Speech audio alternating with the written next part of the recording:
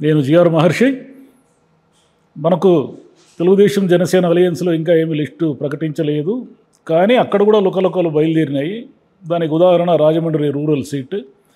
అంటే చంద్రబాబు గారికి ఎంతో కాలంగా సన్నిహితంగా ఉన్న లేదా వ్యతిరేకంగా కొంతకాలం వ్యతిరేకంగా ఉన్నటువంటి సీనియర్ నాయకులు బుచ్చయ్య చౌదరి గారిని ఈసారి అలయన్స్ పేరుతో పక్కకు తప్పిస్తారనే ఒక ప్రచారం జరుగుతూ ఉంది. దీన్ని చంద్రబాబే చేస్తారు, ఈసారి వ్యూహాత్మకంగా జనసేనగా టికెట్ ఇచ్చేసి బుచ్చయ్య చౌదరి గారిని పక్కన పెడతారు అనే ఒకటి ప్రచారం నడుస్తూ ఉన్నప్పుడు ఏం జరుగుతుందంటే, ఇక్కడ కందుల దుర్గేష్ గారని ఇంతకుముందు పోటీ చేసి ఓడిపోయారు, గతంలో కాంగ్రెస్ ఎమ్మెల్సీగా ఉన్నారు. ఆయన ఈ సీటు తనదే అని ఒకవైపు ప్రకటించేశారు. అయితే ఆయన ఎప్పుడు ప్రకటించడానికి అది చంద్రబాబు గారు డిసైడ్ చేస్తారు అని బుచ్చయ్య చౌదరి గారు అంటున్నారు.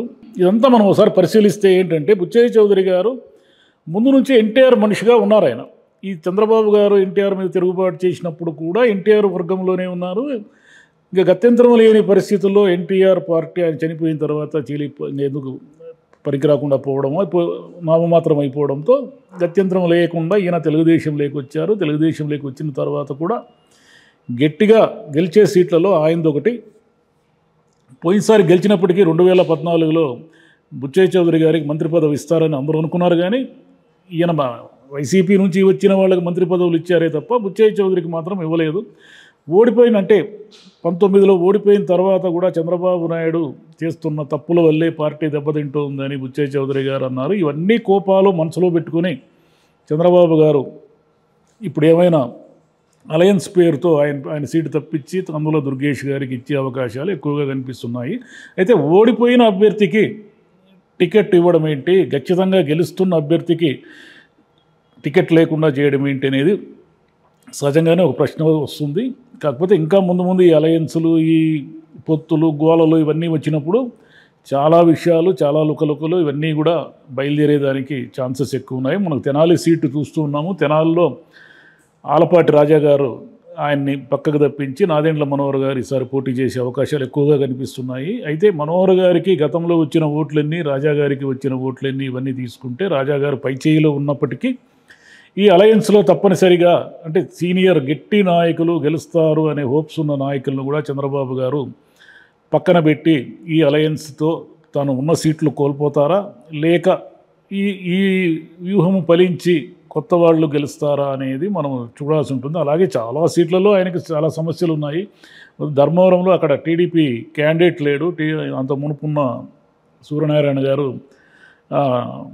ఆయన బీజేపీలో చేరిపోయిన తర్వాత పార్టీతో ఎలాంటి సంబంధాలు లేకుండా ఉన్నారు. ఆయన బీజేపీలో కూడా యాక్టివ్గా ఉన్నది ఏమీ లేదు. కానీ అయితే ధర్మవరంలో పార్టీ పనులన్నీ కూడా పరిటాల శ్రీరామ్ గారు, పరిటాల సునీత గారు చూస్తున్నారు. ఇప్పుడేమిటంటే ఒకే కుటుంబంలో ఇద్దరికి టికెట్లు ఇవ్వాలా అక్కర్లేదా అనే ఒక వివాదం నడుస్తూ ఉంది. వాళ్ళకి రాప్తాడు గ్యారెంటీగా ఇస్తారు. ధర్మవరం మరి కుమారుడికి ఇస్తారా లేదా అనేది ఇప్పటివరకు సందిగ్ధానే ఉంది.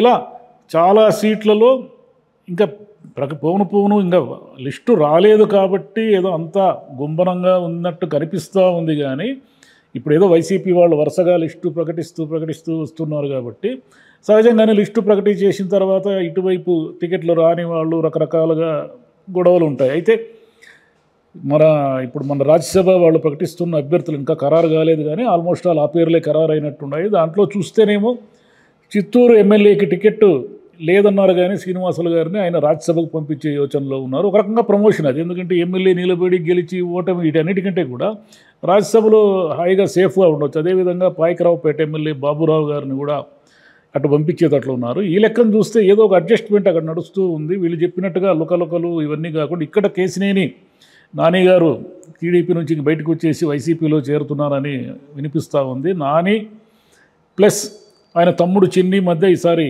విజయవాడ సీట్లో హోరాహోరీ జరిగేలా ఉంది.